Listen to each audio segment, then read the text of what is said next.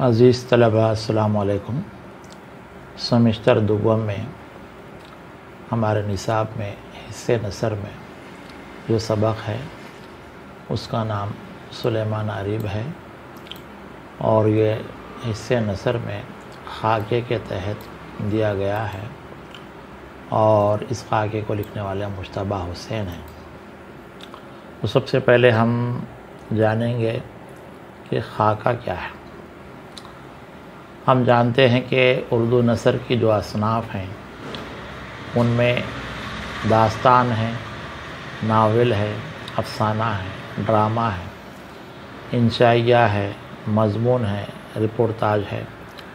उसके साथ एक और सिन्फ़ है वो खाका है। अक्सर हम बातचीत में भी सुनेंगे कि खाका बनाइए या खाका पेश कीजिए। खाके को अंग्रेज़ी में स्केच कहते हैं। जैसे बच्चे बैठे बैठे पेंसिल से तो तस्वीर बना देते तो उसे स्केच कहते हैं। और किसी शख्सियत की अगर हम लफ्ज़ी तस्वीर पेश करें तो उसे खाका कहते हैं। तो खाके की तारीफ़ क्या है? खाका ऐसे मज़मून को कहते हैं जिसमें शख्सियतों की लफ्ज़ी तस्वीर पेश की जाती है। हमारी ज़िंदगी में कई शख्सियतों को हम जानते हैं, समाजी तौर पर, सियासी तौर पर, मज़हबी तौर पर। उनके बारे में जो कुछ बातें हम जानते हैं उनको एक दिलचस्प अंदाज में लिखें और ताकि उस शख्सियत के बारे में मालूमात मिल जाए तो वो खाका होता है। तो खाका क्या है? शख्सियत की लफ्ज़ी तस्वीर है और ये बराह रास्त ऐसी खींची जाती है कि ज़ाहिर और बातिन। एक शख्सियत जो बनती है वो दो हिस्सों से बनती है।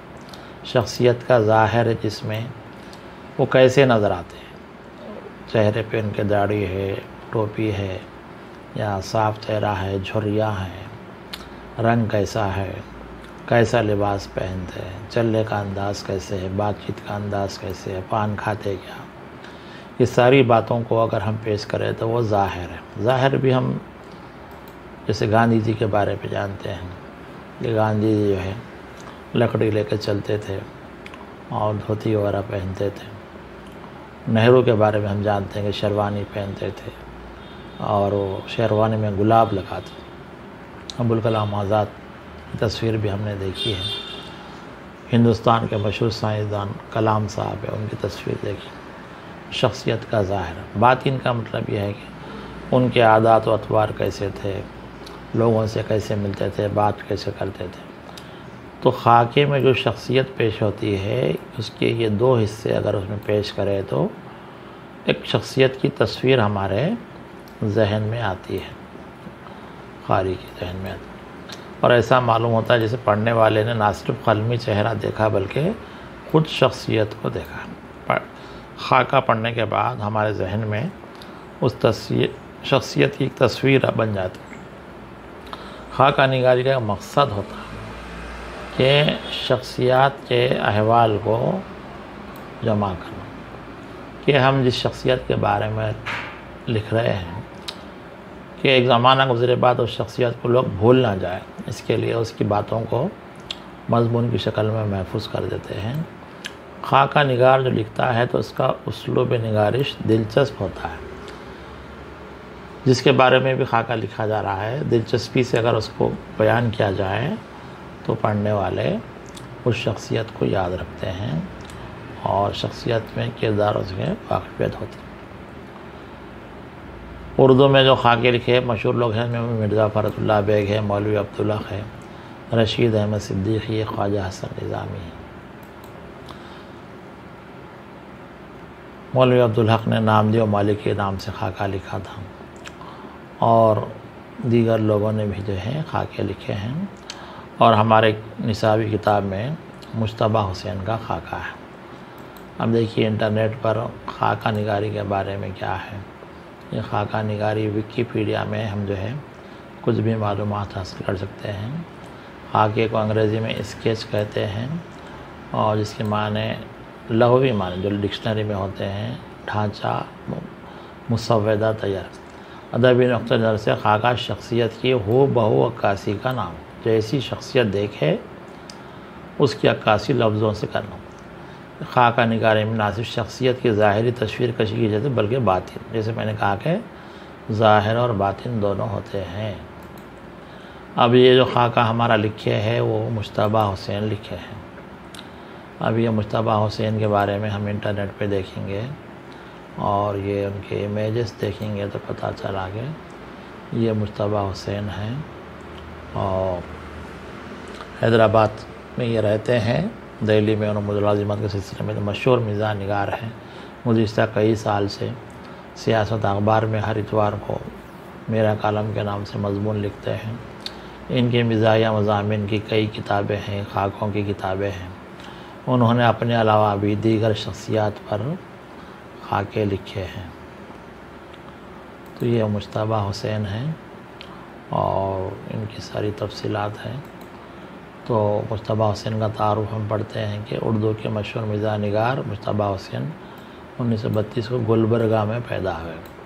मुश्तबा हुसैन के दो भाई, एक महबूब हुसैन जिगर जो सियासत अखबार शुरू किए थे आबिद अली ख़ान साहब के साथ, मशहूर सहाफ़ी गुजरे उनके, और एक भाई इब्राहिम जलीस के नाम से दो मुल्क एक कहानी के नाम से उन्होंने किताब लिखी थी। ये तीन भाई मशहूर है, उसमें से ये मुश्तबा हुसैन अभी ज़िंदा हैं और जिगर साहब का और इब्राहिम जलीस का इंतकाल हो गए। तो गुलबर्गे के लोग हैं, हैदराबाद में आकर बस गए। मुलाजिमत के सिलसिले में दिल्ली में रहे थे और आप मुस्तकिल हैदराबाद में हैं। मिज़ाज निगारी इनकी ख़ास पहचान है। हल्के फुल्के नज़ामे लिखे उन्होंने, वो बात में से बात पैदा करने में महारत रखते हैं। अपनी मिज़ाज निगारी की सिलसिले पर उन्होंने उर्दू अदीबों पर दिलचस्प खाके लिखे। खाकों में भी उन्होंने मिज़ाहिया रंग इख्तियार किया। सुलेमान अरीब हैदराबाद के मशहूर अदीब शायर जिनके बारे में मुश्तबा हुसैन ने अपनी यादों को पेश किया। यानी मुश्तबा हुसैन और अरीब साथ एक ही ज़माने के हैं और उनकी मुलाकातों को पेश करते हुए उन्होंने ये सुलेमान अरीब का खाका लिखा। सुलेमान अरीब कौन है, एक नज़र इंटरनेट पे देखते हैं तो ये देखिए एक तस्वीर सुलेमान अरीब की नज़र आती है। ये 1922 में पैदा हुए, 72 में इंतकाल हुआ। ये सुलेमान अरीब एक तस्वीर इंटरनेट पे है। यहाँ तारुफ देखिए। मुमताज़ मिज़ाज निगार मुश्तबा हुसैन ने हैदराबाद के नामवर शायर रिसाला सबा के एडिटर सुलेमान अरीब की शख्सियत के मुख्तलिफ़ पहलू बयान किए हैं और ये खाका लिखा है। खुलासा देखिए इसका क्या है। मुश्तबा हुसैन ने सुलेमान अरीब से मुलाकातों और मुख्तलिफ़ वाक़यात के ज़रिए अरीब की शख्सियत को उजागर किया है। खाके के आगाज़ में मुश्तबा हुसैन ने सुलेमान अरीब और एक मिस्त्री के दरमियान हुए लतीफ़े का तफसीली ज़िक्र किया। तो खाका जो है उन्होंने एक लतीफ़े के साथ शुरू किया कि अक्सर जो है मुश्तबा हुसैन अरीब के सामने होते तो अरीब बोलते कि ज़रा वो मिस्त्री वाला लतीफ़ा सुना देना। तो असल लतीफ़ा क्या है कि अरीब जो है अपने मकान का कंपाउंड वाल ये ऊंचा करने के लिए मिस्त्री को बुलाते एक मरतबा और फिर कहते हैं कि रकम का इंतज़ाम हो जाए तो काम शुरू कराएंगे। मिस्त्री कई दफ़ा अरीब से काम के आगाज़ के बारे में दरियाफ़्त करता तो अरीब उसे रकम ना होने का तज़किरा करते हैं। एक दफ़ा तंग आकर मिस्त्री अरीब से पूछता है कि रकम ना होने की वजह क्या है। तो अरीब कहते हैं कि अभी सबा प्रेस में है। ये अहम बात है कि सबा असल में एक रिसाले का नाम है जिसके एडिटर सुलेमान अरीब थे और वो कहना चाहते थे कि सबा प्रिंट होने के बाद जब फ़रोख्त के लिए जाएगा तो उससे जो रकम आएगी तो वो दीवार का काम कराएंगे। सबा निकलेगा तो रकम का इंतज़ाम होगा। तब मिस्त्री मासूमियत से कहता है कि साहब सबा भी मैं ही निकालूँगा और दीवार भी मैं ही बनाऊँगा। ये लतीफ़ा है। मिस्त्री को पता नहीं है कि सबा क्या है, तो वो कोई काम समझता है जिसको निकालना है और दीवार बनाना है। बहरहाल ये लतीफ़ा बहुत मशहूर था और मुश्तबा हुसैन के सामने अक्सर जो है सुलेमान अरीब बोलते थे कि वो लतीफ़ा सुनाएं। सुलेमान अरीब के बारे में मुश्तबा हुसैन ने मज़ीद दो लतीफ़े जामी वाला और शाहनूर वाला पेश किए। ये उन्होंने इसका ज़िक्र किया है कि जामी मशहूर शायर थे, शाहनूर साहब भी थे। और लिखा कि अरीब अपने बारे में किए जाने वाले मजाक से कभी खफा नहीं होते थे। अब ये शख्सियत की पहली बात कि जब उनके बारे में अगर कोई मजाक करता तो वो खफा नहीं होते थे, ये उनकी बात, इनकी सिफत है। लतीफ़े के दौरान उन्होंने अरीब का खाका खींचा। जैसे अक्सर कहा गया कि खाकों में ज़ाहिर बयान होता था। अरीब का जो ज़ाहिर क्या है कि चेहरे पर चेचक के दाग है। देखो 1950-60 में एक बीमारी बहुत मशहूर थी इंडिया में, चेचक के नाम से, जिसमें चेहरे पे धब्बे हो जाते थे जो अच्छा हो गए बाद भी ज़िंदगी भर रहते थे, चेचक। आज वो बीमारी नहीं है। रंग गोरा, ख़द ऊंचा, लंबे बाल, कुर्ता पायजामा पहनने वाली शख्सियत अरीब की है। तो ये जैसे इनका बालों का ज़िक्र यहाँ तस्वीर में है, वैसे ही जो है यहाँ उन्होंने पेश किया है। इसके बाद मुस्तफ़ा हुसैन ने अरीब से गुलबर्गा में 1952 में मुशायरे के सिलसिले में अपनी मुलाकात का हाल बयान किया। जब उन्होंने रात के 2 बजे रेलवे स्टेशन पर अरीब का ऑटोग्राफ लिया था, तब शाहिद सिद्दीकी ने अरीब से मिज़ाही अंदाज में कहा था कि अभी ऑटोग्राफ दे दो, तुम्हारा कलाम सुनने के बाद तुम्हें कोई ऑटोग्राफ नहीं देगा। ये एक वाक़या है कि गुलबर्गे में थे जब मुस्तफ़ा हुसैन, तो मुशायरे में शिरकत के लिए अरीब रात के 2 बजे स्टेशन पे आए, तो अक्सर जो है नामवर शोरा से लोग ऑटोग्राफ लेते, दस्तखत लेते हैं। तो शाहिद सिद्दीकी बोले सुलेमान अरीब को कि अभी दस्तखत कर दो, बाद में तुम्हारा कलाम सुन के कोई भी नहीं करे। ये मुजर्रद गाह मुअज़्ज़म जाई मार्केट हैदराबाद के कमरा नंबर 17 में उनके अदबी रिसाला सभा का दफ्तर था। ये मुअज़्ज़म जाई मार्केट हैदराबाद में है, उसे मुजर्रद गाह बैचलर क्वार्टर कहते हैं। मतलब जो नौजवान लोग उस ज़माने में निज़ाम के दौर में हैदराबाद में रहते थे, तो उनके लिए इमारत बनाई गई थी जो बिल्कुल अलग थलग है। तो कमरा नंबर 17 में इस सभा का दफ्तर था। आज भी जो है उस बिल्डिंग में कई दफ़ातर हैं जहाँ वो बैग लिए, हाथ में लिए पहुँचते थे। अरीब सभा पाबंदी से शाये नहीं करते थे। ये एक ख़ास बात है कि ये मुस्तफ़ा हुसैन मिज़ाही अंदाज में लिखते हैं कि सभा उर्दू का वाहिद माहनामा है जो साल में 4 मरतबा पाबंदी से निकलता है। यानी 6 माही हो गया। रिसाला तो महीना महीना निकलना था, लेकिन अरीब की सुस्ती की वजह से ये 3 महीने में एक मरतबा निकलता। अरीब और मुशायरों का तज़किरा करते हुए लिखते हैं कि अरीब चाहते तो मुशायरे को कामयाब बनाते और चाहते तो उसे नाकाम बना देते। अरीब सरतापा शायर थे। मतलब जैसे शायर होते हैं, जैसे तस्वीर में बताए कि बिल्कुल वैसे ही शायर। मुशायरों में दोस्तों के हमरा झूम कर आते, कलाम सुनाने के बाद लोगों से दाद वसूल, वाह जो लोग बोलते हैं दाद। वो तरन्नुम और तहत को मिलाकर शेर पढ़ते थे, जो लय के साथ पढ़ते हैं, गीत की शक्ल में, गाने की शक्ल में तरन्नुम बोलते हैं, और कोई सादा पढ़ता है तो उसे तहत कहते हैं। सुलेमान अरीब अपनी अहलिया सफ़िया का तज़किरा बहुत, ये इनकी बीवी अच्छी पढ़ी लिखी थी, और अक्सर जो है अरीब अपनी बीवी का तज़किरा सफ़िया का करते और छोटे बड़े मसले की राय का हवाला देते। किसी ने अरीब को अहमक कहा तो मुस्तफ़ा हुसैन मिज़ाही अंदाज में कहा कि सफ़िया की भी यही राय है।